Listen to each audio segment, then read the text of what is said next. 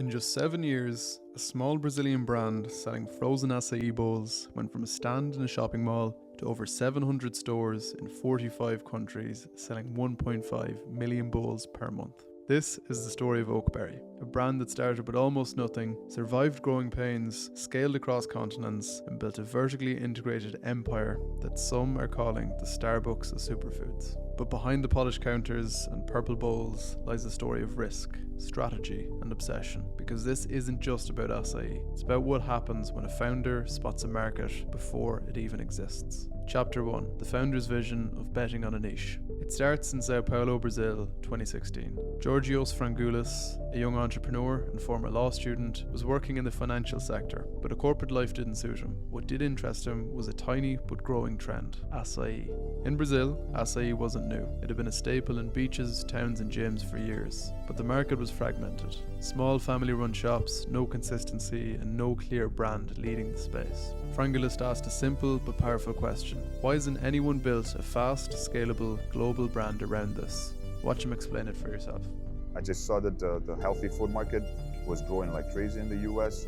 And of course, when it happens in the US, it's going to happen everywhere else afterwards. Acai, which is our main product, it's something very healthy, and it was starting to be better known in the US market. He didn't come from food or franchising. He wasn't backed by venture capital, but he had clarity. Make acai as fast and consistent as McDonald's, package it like a premium brand, and scale it like Starbucks. That was the vision. And so, in 2016, the first Oakberry store opened in a shopping centre in Sao Paulo, Brazil, with minimal fanfare and no idea whether it would survive. Chapter 2. Early stages. The early days were far from glamorous. Convincing landlords to lease space to an unknown health food brand was tough. Açaí was often seen as seasonal or regional, not something with international appeal. Even in Brazil, where the product was familiar, most people weren't used to the fast, casual format. Operations were trial and error. There were supply chain breakdowns, training issues, and the challenge of educating customers. Why pay a premium for something you could get down the street for less? But slowly, momentum built. Customers appreciated the clean design, the consistency, and the speed. Health-conscious Brazilians, especially in cities, began treating Oakberry as the modern version of their local smoothie bar. Franchising started informally. Friends and early fans wanted to open stores. From one store in 2016, Oakberry had scaled to 20 stores by the end of 2017. That's when Frangoulis made his next big move: go global. Chapter 3. Oakberry's Ford-like model. Like all businesses, to scale, Oakberry needed a system. Frangoulis understood something Henry Ford had mastered over a century earlier. If you control your process, you control your destiny. Oakberry didn't just build stores, it built a supply chain. Instead of relying on third-party providers, Oakberry began sourcing its own acai pulp from the Amazon region and exporting it directly to franchisees. This guaranteed quality, price control, and consistency, 3 factors that can make or break a food brand. It also created a recurring revenue model. Franchisees don't just pay fees, they buy Oakberry branded product directly from the company, just like Ford dealers had to source genuine parts from Henry Ford himself. This level of vertical integration is rare in food franchising, especially this early on. Starbucks didn't do this in year 7, McDonald's definitely didn't either. Oakberry understood that to maintain control, you need your own pipeline, not just the storefront. And it worked. By 2020, Oakberry was in the US, Europe, and the Middle East, and had its sights set on Asia. Sorry to interrupt, just quickly, if you're enjoying this video and this type of content, if you wouldn't mind subscribing to the channel, it would help it out a lot. Anyways, back to the video. Chapter 4. The lean model. Every successful franchise understands this. You're selling predictability, identity, and lifestyle, not just food.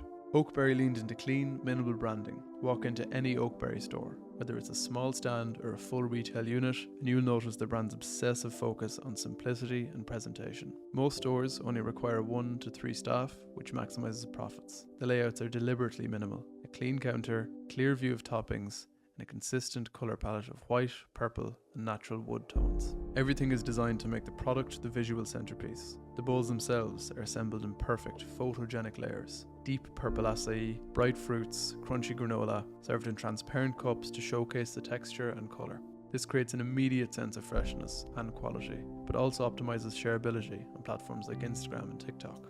Oakberry knows its audience: health-conscious, aesthetic-driven, and social media active.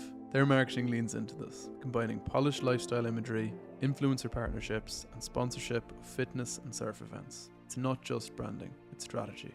Every bowl is a photo opportunity, every store a billboard, and every touch point designed to reinforce one clear message: Oakberry is clean, cool, and better for you. The product was simple: acai bowls and smoothies. 3 sizes, a few add-ons, that's it. This simplicity kept operations lean, inventory tight, and average transaction value high. Most Oakberry customers spend between €8 and €12 per visit, with gross margins often above 60% thanks to the low cost of goods. Chapter 5. The pandemic pause and surge. Like every fast food brand, Oakberry hit a wall in 2020. Lockdowns crushed foot traffic. International expansion plans stalled, and some franchisees paused operations. But Oakberry had an advantage with their low real estate footprint, as many stores were simply stands and not full restaurants. By 2021, Oakberry was not just surviving, it was growing faster than ever. Health-conscious eating surged post-COVID. People wanted food that felt clean, energizing, and convenient. Açaí fit perfectly. Oakberry was ready. Chapter 6. Oakberry's progress. Let's compare where Oakberry is now to where McDonald's and Starbucks were in year 7.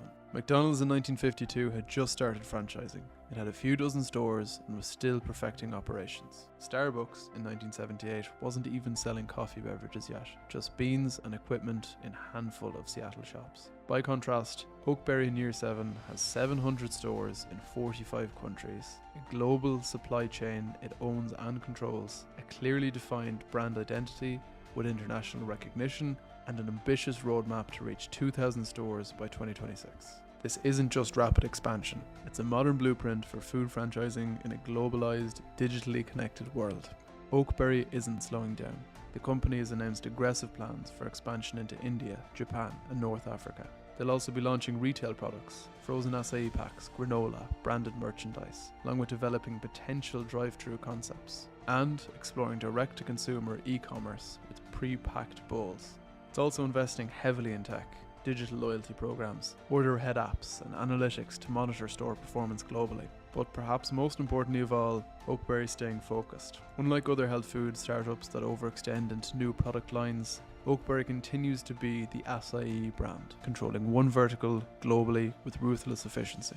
They've also made it very easy to franchise with them. Directly on their website, they have instructions on how to become a franchisee with clear steps. Pay $30,000 to Oakberry upfront, along with $80,000 to $150,000 in startup capital. Applicants typically need business experience and a strong understanding of retail operations, and then Oakberry provides training, branding, and access to its global supply chain, but expects partners to maintain high standards and operate efficiently within its fast-paced model. Once you're up and running, you must pay 6% of your profits back to Oakberry. Chapter 7. The lessons.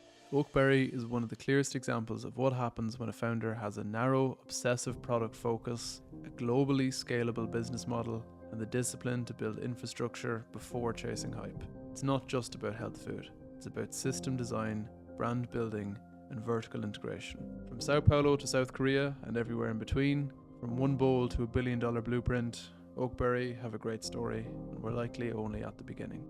If you enjoyed this video, subscribe for more weekly deep dives into how real brands work worldwide. And if there's a video you'd like to see me make, comment it below.